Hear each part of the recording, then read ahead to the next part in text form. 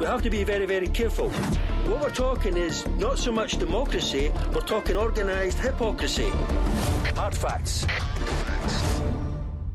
Welcome to Hard Facts, the show that gets to the heart of the matter with me, John Wight. Peace with Russia and war with China and Iran. This, in sum, appears to describe the foreign policy embarked upon by US President Donald Trump. Trump's increasingly belligerent and bellicose statements against China and Iran, and those of his team, have failed to generate the attention they should have. But considering the unyielding controversy Trump has managed to whip up over his domestic agenda over the course of his first few weeks in office, i.e. the so-called Muslim ban and its consequent overturning by US courts, the controversy surrounding his border wall with Mexico, his ongoing spat with a large section of the American media, and the anti-Trump protests that have been taking place across the United States and which evince no sign of letting up anytime soon, then perhaps this lack of attention regarding foreign policy should come as no surprise. Regardless, however, for those who had allowed themselves to believe that Trump's election represented a significant departure from a status quo of unipolarity, hegemony and the imperialist policies of his predecessors, Trump's aggressive posture towards Iran and China must surely give pause for thought. Specifically on the issue of Iran, it's impossible to overlook the influence of Trump's national security advisor Michael Flynn, a man who in the past has described Islam as a malignant cancer, is a sick religion that must be healed, and has consistently called for regime change in Tehran. This, by the way, is the same Iran that has played a crucial role in the war against Daesh and other Salafi jihadist terrorist groups in Syria and Iraq in recent years, alongside Russia and Syria. And this is the same Iran that continues to resist and challenge the regional hegemonic agendas of Israel and Saudi Arabia, both long-standing and key US Middle East allies. But focusing on China, which is the topic of today's episode, some are attributing Trump's posture to his reputation as a tough negotiator, with the objective of driving a hard bargain on trade with Beijing in the interests of American jobs and industry. Yet when we consider that Trump's amanuensis, his Manfredi, his Loyola, Steve Bannon has said previously that the US and China will be at war within 10 years, then the time for the attribution of benign intent when it comes to Trump's policy towards China has passed. I'm John Wight, and you're listening to another episode of Hard Facts. Well, joining me to discuss China, I'm delighted to be joined by James Bradley, author and China expert, who's joining me on the line from Ho Chi Minh City. James, welcome to the show. Thanks for having me. Now, I think we need to make it clear at the outset that this regressive, and I'm going to set my stall out, I do believe it's a regressive policy towards China, does predate the Trump administration. It is indeed a hangover from the Obama administration with his pivot to Asia policy outlined in 2011, supported strongly by his then Secretary of State, Hillary Clinton. Now, John Pilger, I don't know if you're aware of the documentary that he made and was released in December, titled The Coming War. I'm in it. You're in it? Oh, fantastic. Well, you'll be aware of the article that John Pilger wrote to accompany the documentary, and he writes something very significant. And I quote, US Secretary of Defense, that's the US Secretary of Defense in the Obama administration, Ashton Carter, said that US policy is to confront those who see America's dominance and want to take that away from us. He then goes on to write, for all the attempts to detect a departure in foreign policy, this, meaning Carter's view, is almost certainly the view of Donald Trump. Your thoughts, please. Well, let's imagine that Apple got a new CEO, and he was different than Tim Case. He had different ideas, and he wanted to drive Apple in a different direction. The first day he would take over, he would still have to sell iPhone. Yes. The board of directors would make sure that next day he would still have to. Well, the business of the United States is war. Yes. And Donald Trump has to keep that wheel turning. And it's not a change. I mean, President Obama, in 2015, he had a pretty good year. He dropped about 24,000 bombs. Yes. But then in 2016, he did a much better job as an American president. He dropped 27,000 bombs. He increased it quite a bit. Yes. That's about 72 a day. And so on Tuesdays, he would have meetings on who would die. So what's driving U.S. foreign policy, the business of America is war. It's empire. Well, the deep state, the military-industrial complex, the empire, whatever you want to say, they need some war. So the business of China is business, and the business of U.S. is war. So if I took over Apple, I would have different account executives on different accounts. So Flynn's on the Iran account. I mean, wow, look at the United States. We got to be afraid of Iran. Yeah. We've successfully sold this bill of goods to the American citizenry through the media for a couple generations. It works. Oh, now here, let's pull out the Joe McCarthy. You've got to worry about Russia and China. That always works. We make trillions of dollars off of those. So it's as if Mad Dog Mattis is the account executive over in Japan and Korea, making sure that Lockheed's missiles get installed. Yeah. Well, we've got to build a wall because Boeing and Lockheed have it budgeted. Yeah, and what you identify there, I think, very cogently is the fact that regardless of who the president is, by virtue of that role, he become the CEO of a global empire. And Donald Trump has never once resiled from that role. He obviously is placing a different emphasis, i.e. he's offering peace to Russia and war with China. I wrote recently that there's something very calibrated about this emphasis, because if you consider the Nixon-Kissinger strategic policy of the early 70s, which exploited the Sino-Soviet split to make sure that the communist China could never unite with the Soviet Union, it was hugely successful from a strategic point of view, from Washington's advantage. And I do see a recrudescence of this, and perhaps in a different way. Obviously, this time it's peace with Russia and war with China. Do you give that any credence, or do you think it's less sophisticated than that? Well, it could be. But the point is, the war drums have got to pound.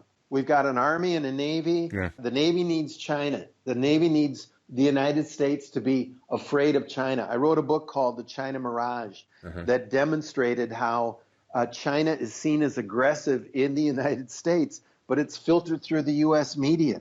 China is not, we've got nothing to worry about in the South China Sea. Exactly. I mean, China has one aircraft carrier compared to the United States, which has 19. 10 carrier battle groups, which each one is the equivalent of a national navy in size. So there you go. The threat really exists towards China from the United States, not the other way around. And it's interesting, though, isn't it, James, because China and the US, regardless of the strategic differences, they do enjoy a symbiotic relationship economically. The US is the largest market for Chinese export, and China, up until recently, was the largest foreign holder of US debt. So there is a very symbiotic relationship. And getting into what Trump claims, that China has been guilty of currency manipulation, well, the facts don't bear this out, because China's been offloading its holdings of US Treasury bonds. I think it's gone from $1.37 trillion down to $1.5 trillion in the last 3 years, which has increased the value of the yuan. So what do you think Trump's game is here? Do you think he's just using this as just yet another reason to attack China for strategic reasons? I'll tell you a story. I went down to Darwin, Australia. Why? Because it's a huge port. It's the bottom of the South China Sea. If you don't control Darwin, Australia, the port, you can't control the South China Sea above it. The Chinese went there and the Americans went there. The Americans are there in a big base, Marines. They bring in guns and tanks and missiles and hard stuff. The Chinese came in business suits and said to the city of Darwin, we'll manage your port for 100 years. And they got the contract. So the Chinese are going with suits and ties to Rotary Club meetings in Darwin, while the Americans are behind barbed wire thinking about war. It's just a different approach, and the business of America is war. Trump and his account executives have got to keep the wheel turning. Yeah, indeed. And obviously China focuses more on soft power. And the positive impact China has had on the developing world is inarguable.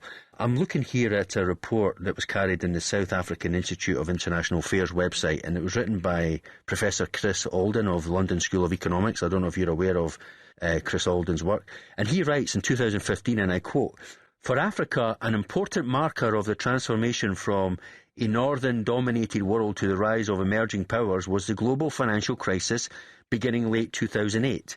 The ability of the Chinese economy to weather the crisis, in contrast with the negative impact on the European and US economies, marked a fundamental shift in favour of leading developing countries like China African countries have sought to emulate China's development lessons and integrate these ideas into their own national planning programs. I mean, China's impact on Africa in the last decade and more has been seminal, hasn't it?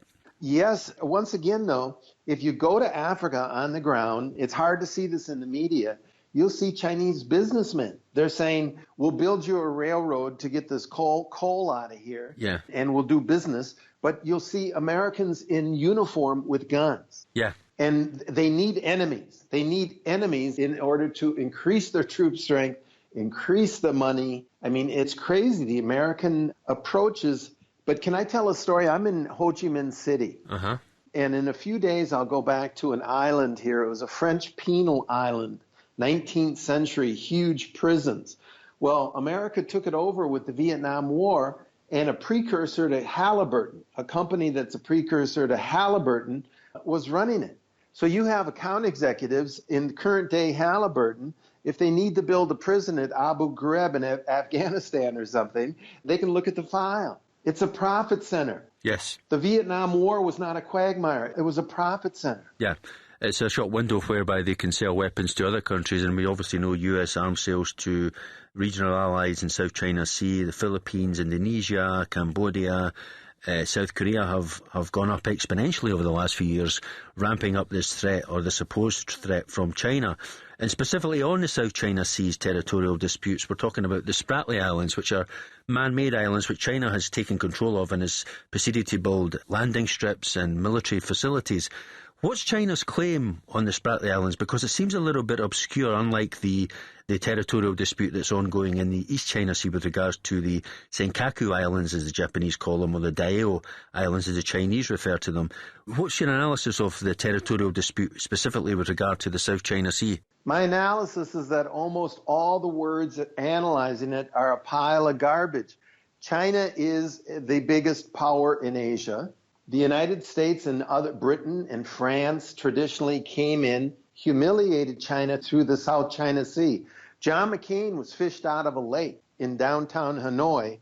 He fell out of a bomber that was bombing people. Where did that come from? It came from the South China Sea. So Russia's just saying, hey, United States, be real. You've got the Caribbean.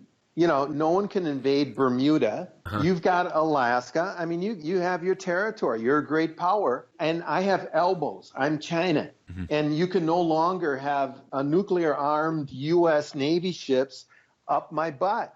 That we're going to have a perimeter, and that's the way it is, and that's the way it's been for thousands of years. So all the detailed analysis and the use of words and the legalisms, it boils down to China's doing what the United States and every other power has done. Resisting U.S. imperialism in its own backyard. Well, U.S. imperialism, but, you know, the Security Council, the top 5 countries in the Security Council, those are the top 5 arms dealers. Yeah. It's not just the United States. Yes. All our friends, France, UK, they would all like to be the number 1 arms dealer like we are. Indeed. But wars are very profitable and business is good. Okay, James, on that note, we'll stop for a short break. Please stay tuned and join me for my conversation with James Bradley, author and China expert, on Trump's foreign policy towards China. Don't go anywhere. Hard Facts. Well, welcome back to the second half of this episode of Hard Facts, where I'm discussing the Trump's foreign policy in regards to China with James Bradley, who's joining me on the line from Ho Chi Minh City. But before we return to our conversation, we hit the streets earlier to find out what the public thinks. We asked, do you think Trump will take the US to war with China? Let's have a listen. Well, anything's possible with him. He's very unpredictable, so yeah, anything's possible. I think he's more talk and he's not actually doing anything. He's just speaking to get people's attention so he can do whatever he plans on actually doing eventually. I think Hillary's worse.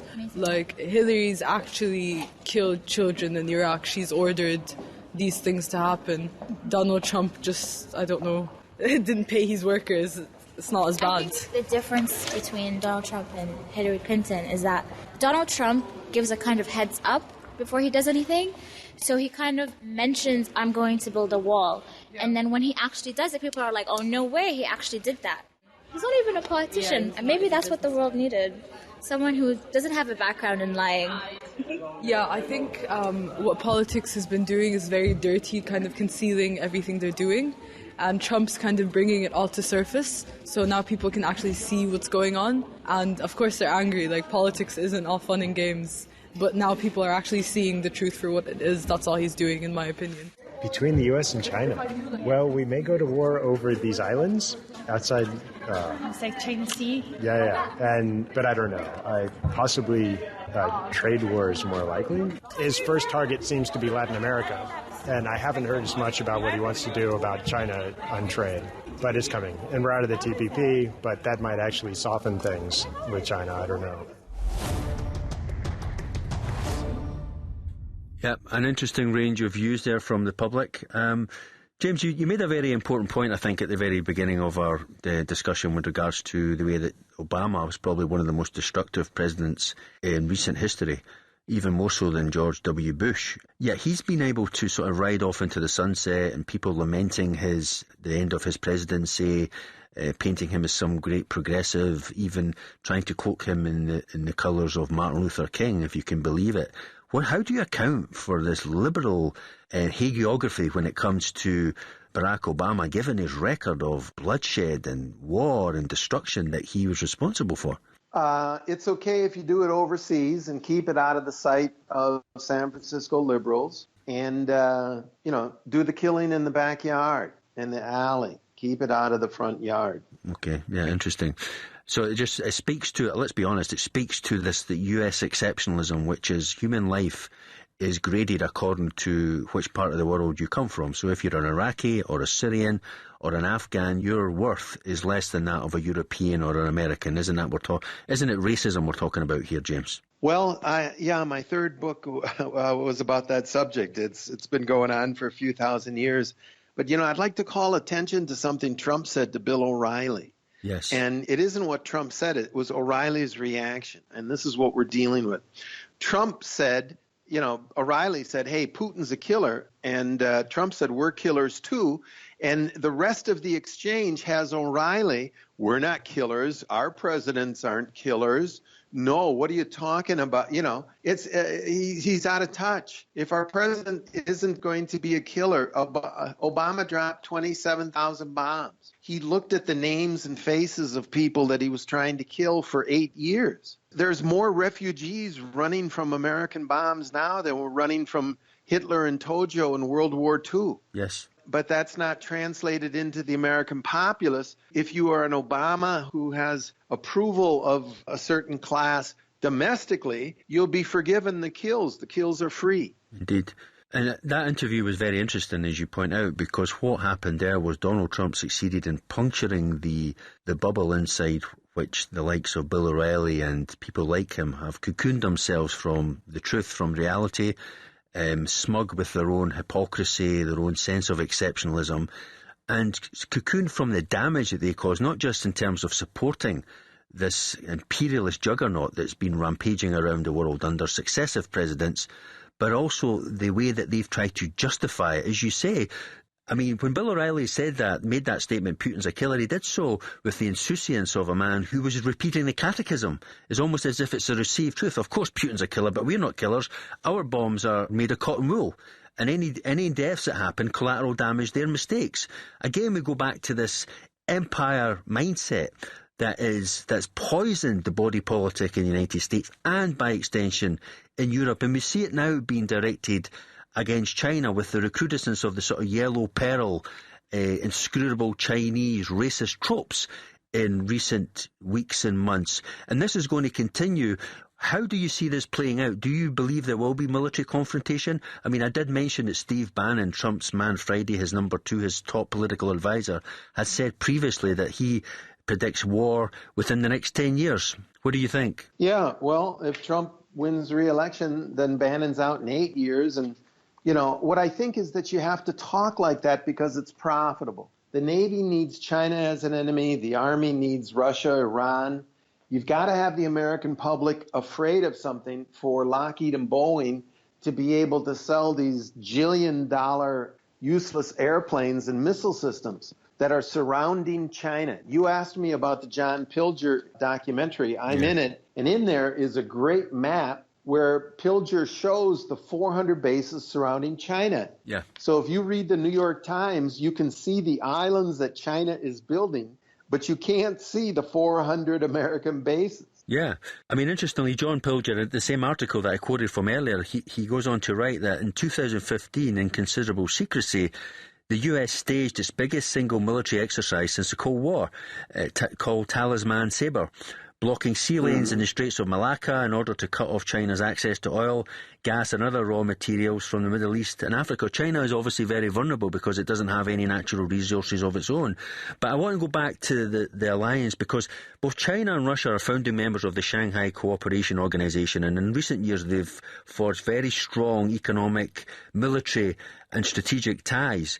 Now, this is going to put Russia, I think, in a very difficult position down the track because, as I say, Russia is obviously keen to foment positive relations with Washington, given what had gone before and given the threats that had been levelled against Russia, and thousands of NATO troops, the missile defence shield, the demonisation of the Russian government, the ability of the United States to talk tough when it comes to terrorism while acting to really facilitate it in the Middle East and so on. But this is going to, I think, place Russia in a very difficult position, because it seems to me that Trump is making Russia, or is setting a scenario whereby Russia will have to choose between good relations with the United States at the expense of its relationship with China, or vice versa. What's your thoughts on that? Well, I think that Trump could try something like that, but China has knit Russia and the stands, all the Kazakhstans and whatever, together with this new Silk Road. I mean, here's one idea that might blow your listeners' minds. Probably, we don't know for sure, but probably within the next 12 months, China will add 1 billion people to the internet. These will be sheep herders along the new Silk Road when they lay the fiber optic cable. Mm-hmm. And, you know, China got its first train from Shanghai to London the other day. That's right. Yep. So it's knitting Eurasia. Yes. The game is not the South China Sea. The game is Eurasia between China and Russia. Uh-huh. And if the United States gets a percentage of the business, we'll be doing good. And if we continue to criticize and do boneheaded things with nuclear armed countries that are huge, bigger than the United States and proud, you know, let's get on with it. We can get along with these countries and it's a win-win. Indeed, and rather than confront China, we should be trying to learn from China, because China has shown that globalization can work. China has benefited from globalization. It's lifted 500 million people out of poverty over the last 10 years. It's a remarkable transformation that's gone on in China, and as you say, it's developing at such a ferocious rate all over the world, and it's helping countries to develop. It's building infrastructure in Africa, in Southern Europe, all over the world. In Latin America, it's forging closer ties with other BRIC countries, Brazil, for example, where it's just agreed a massive deal for Brazilian oil in return for Chinese manufactured goods. Why do we need to go to confrontation? I think it comes down to the key point, which is that the United States is worried about its hegemonic position globally. It sees itself as a world empire, and like any empire, it's not going to leave the stage of history without a fight and without a struggle. So what we're really looking at is how we manage US economic, cultural and military, not military decline, but economic and cultural decline. It doesn't have the influence it used to have. And this is a desperate rearguard action we're seeing, I think. But it's very, very dangerous. So as I say, I think we're going to be looking at military confrontation sooner rather than later. And what would happen if the military confrontation was to erupt, James, given your knowledge of China? How would the Chinese people react? Would they unite, or would you see some sort of dissent against Chinese military confrontation with the United States? Do you think it's a confrontation that the Chinese can possibly win? Nobody wants confrontation, and no one can win that. China could sink all our ships in a second, and we'd be in nuclear war. So China and the United States loses. So it's not doable. There's a lot of chest pumping, and there'll be a lot of knocking each other and heated words, but it'll take an incredibly stupid person to foment war between China and the United States. Indeed. And just finally, James, the one China policy which has come in for scrutiny, whereby the United States has acquiesced to China's depiction of Taiwan not as an individual or separate independent state, but as a breakaway province of China. What do you think that does to the Chinese? How important is that policy to the Chinese, given what we discussed briefly, the century of humiliation in the 19th century where China was ravaged by Western colonialism? If you could just describe for the listeners how important that policy is to the Chinese. Well, if the American listeners would, give up Texas in a deal, how would you feel about that? I mean, no, Texas is, it's just not negotiable. Texas is part of the United States. Taiwan is part of China. And period. That's how Beijing sees it, and that's how it's going to be. Well, James, on that note, we're going to have to leave it. We've run out of time. Thank you very much for joining us on this episode, and thank you out there for listening. And remember, until next time, the only facts worth taking seriously are hard facts.